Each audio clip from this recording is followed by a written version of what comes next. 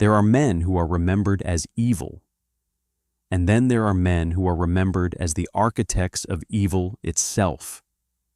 Men who did not simply participate in history's darkest moments, but who designed the machinery that made those moments possible.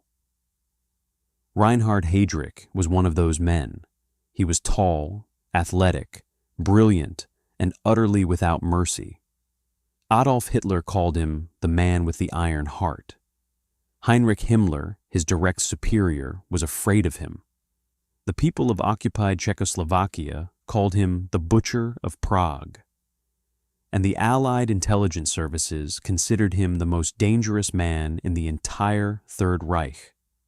More dangerous than Himmler, more dangerous than Göring, potentially more dangerous than Hitler himself, because unlike those men, Heydrich combined absolute ideological fanaticism with a genuinely exceptional mind. He built the security apparatus of the Nazi state from nothing. He chaired the conference that formally organized the Holocaust. He ruled an entire occupied country through a campaign of terror so effective that production actually increased. And he was killed, not in battle, not by his own hand, but by two specially trained assassins who parachuted into occupied Czechoslovakia on a mission personally approved by Winston Churchill. This is the story of Reinhard Heydrich, the man who may have been the darkest figure in the entire history of the Third Reich. Reinhard Tristan Eugen Heydrich was born in March 1904 in Halle, a city in the German province of Saxony. His father was a composer and opera singer who had founded a music conservatory in the city. His mother was a pianist.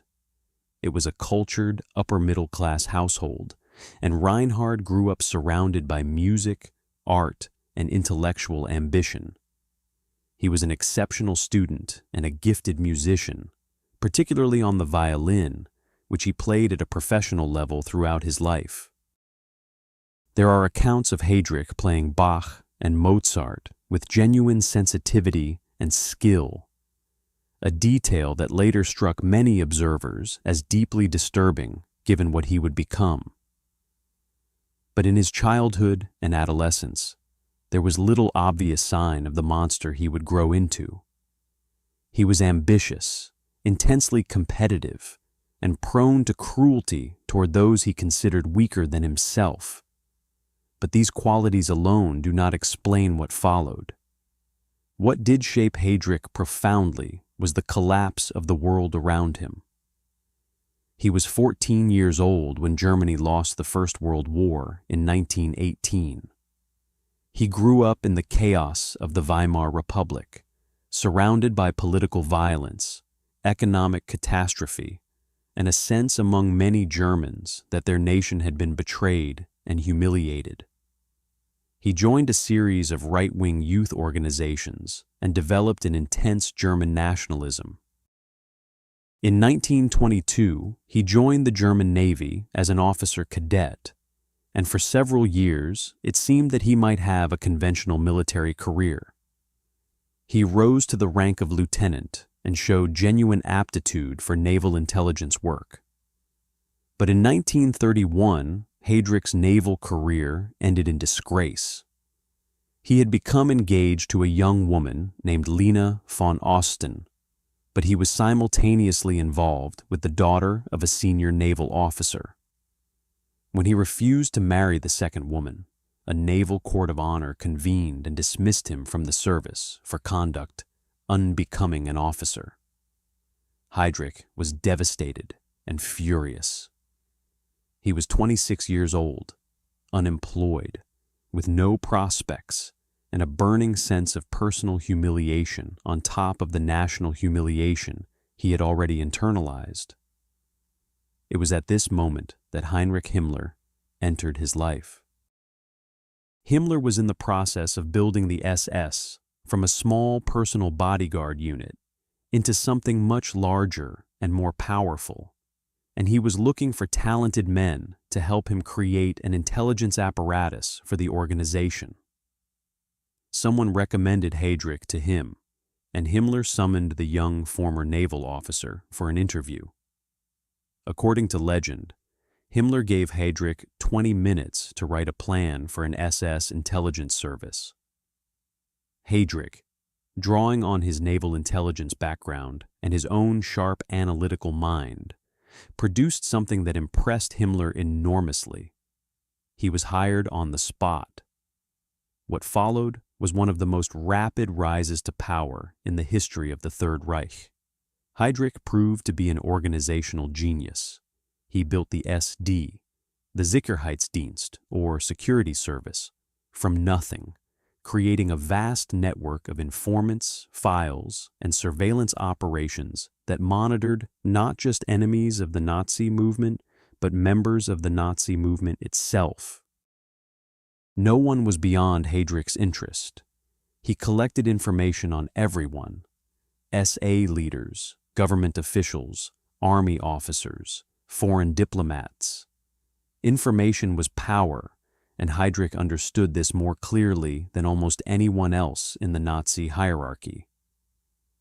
When the Nazis came to power in 1933, Heydrich's position became enormously powerful almost overnight. He worked closely with Himmler to extend SS control over the German police forces, eventually becoming chief of the German police in addition to his SS role.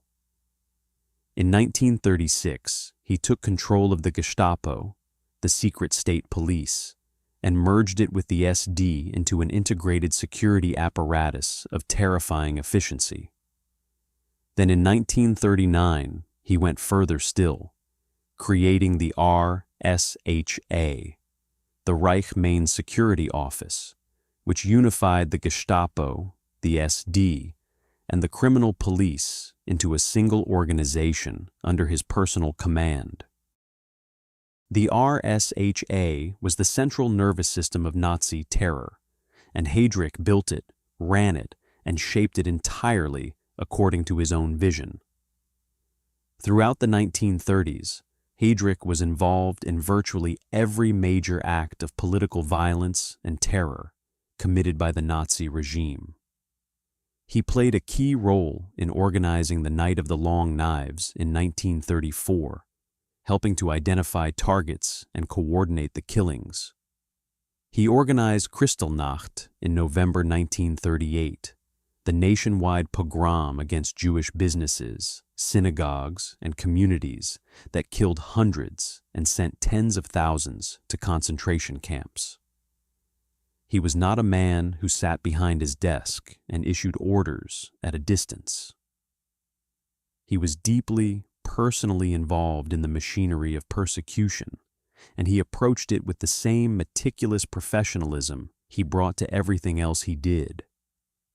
But the moment that truly defines Heydrich's place in history came in January 1942. On the 20th of January, in a comfortable villa on the shores of the Wannsee Lake outside Berlin, Heydrich chaired a meeting of senior Nazi officials from various government departments. The meeting, which lasted less than 2 hours and was followed by lunch and drinks, had a single purpose: to coordinate the implementation of what the Nazis called the final solution to the Jewish question: the extermination of every Jewish person in Europe. Heydrich ran the meeting with calm, bureaucratic efficiency. He presented statistics on the Jewish population of each European country. He discussed logistics and methods. He managed the conversation among the 15 men around the table, all of them senior officials, several of them with doctoral degrees, as they discussed the murder of 11 million people as though they were planning a railway timetable. The Wannsee Conference did not decide that the Holocaust would happen. That decision had already been made. What it did was formalize the coordination between the various agencies of the Nazi state to make it happen as efficiently as possible. And Reinhard Heydrich was the man who ran the meeting. While all of this was happening in the Reich, Heydrich had also been given a new assignment. In September 1941, Hitler appointed him acting Reich protector of Bohemia and Moravia, the occupied Czech lands that had been absorbed into the Reich. The previous administrator had been considered too lenient. Heydrich was sent to impose order. What followed was a campaign of terror that became known as the Heydrich Terror. Hundreds of Czech resistance members, intellectuals, and political figures were arrested, tried by special courts, and executed. The Czech underground was systematically dismantled. At the same time, in a characteristically calculating move, Heydrich also introduced policies designed to win over the Czech working class, improving food rations for factory workers, expanding social benefits, making the occupied population as productive and as compliant as possible. Under his rule, Czech industrial production for the German war machine actually increased. He was not simply a butcher. He was a sophisticated administrator of occupation, which in many ways made him more dangerous than a simple brutalizer.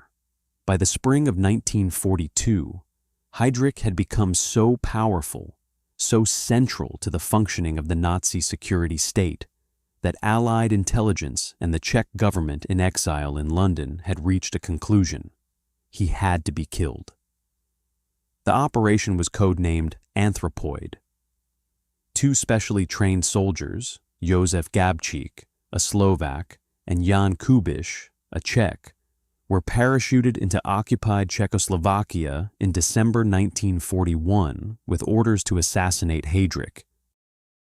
For months they lived underground, sheltered by Czech resistance networks, planning the operation.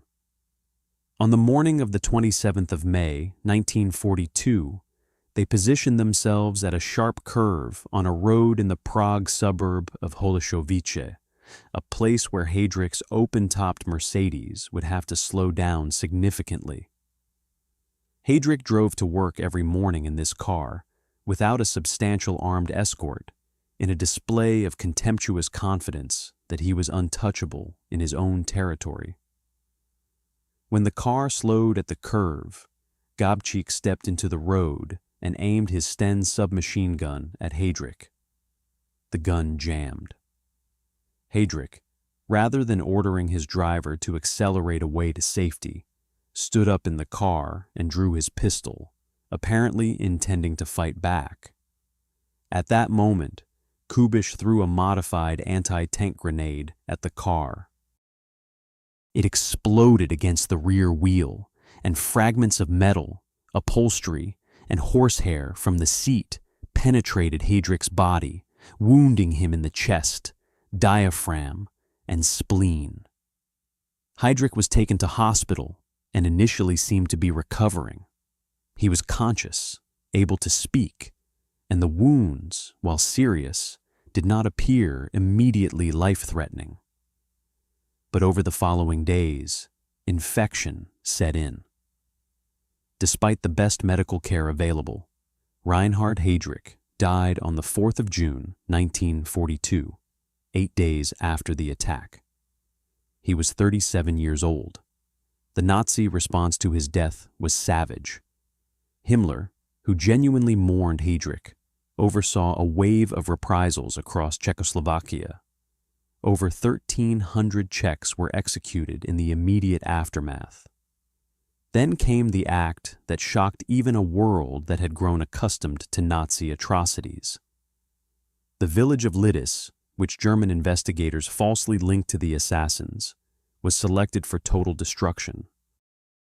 On the 10th of June 1942, German forces surrounded the village. All 173 men and boys over the age of 15 were shot on the spot. The women were sent to Ravensbrück concentration camp. The children were taken away. Most of them were gassed at Chelmno. The buildings of Lidice were burned and then bulldozed flat. The village was literally erased from the earth. Hitler gave Heydrich a state funeral in Berlin. Himmler delivered the eulogy and wept openly. Hitler placed 2 of the highest decorations in the Reich on Heydrich's coffin personally. He called him one of the greatest men of the Third Reich and said that his death was irreplaceable. Josef Gabčík and Jan Kubiš, along with 5 other paratroopers who had sheltered with them, were eventually betrayed by a member of the Czech resistance who cracked under Gestapo interrogation. They were cornered in the crypt of the Cathedral of St. Cyril and Methodius in Prague on the 18th of June, 1942. For hours they held off hundreds of SS troops and Gestapo men. When their ammunition ran out, rather than surrender, they took their own lives. They died as they had lived, refusing to yield. Reinhard Heydrich left behind a legacy that is almost impossible to fully comprehend in its scale and its horror. The security apparatus he built continued to function until the very last days of the war. The Holocaust he helped organize at Wannsee consumed 6 million lives. The territories he terrorized bore the scars of his rule for generations. And yet he died at 37, killed by 2 men with a grenade on a street corner in Prague, before he could see the full consequences of what he had set in motion. Some historians have speculated about what might have happened if Heydrich had survived the war. Given his ambition, his capability, and the fact that even Himmler seemed to fear him, some believe he might eventually have challenged for power at the very top of the Nazi hierarchy. We will never know. What we do know is that the man who built the machinery of the Holocaust, who chaired the meeting at Wannsee, who terrorized an entire country into submission, was stopped by 2 soldiers with a jammed gun and a grenade. In the end, the most dangerous man in the Third Reich was brought down by a piece of metal no larger than a fist. That is the story of Reinhard Heydrich. And now you know it.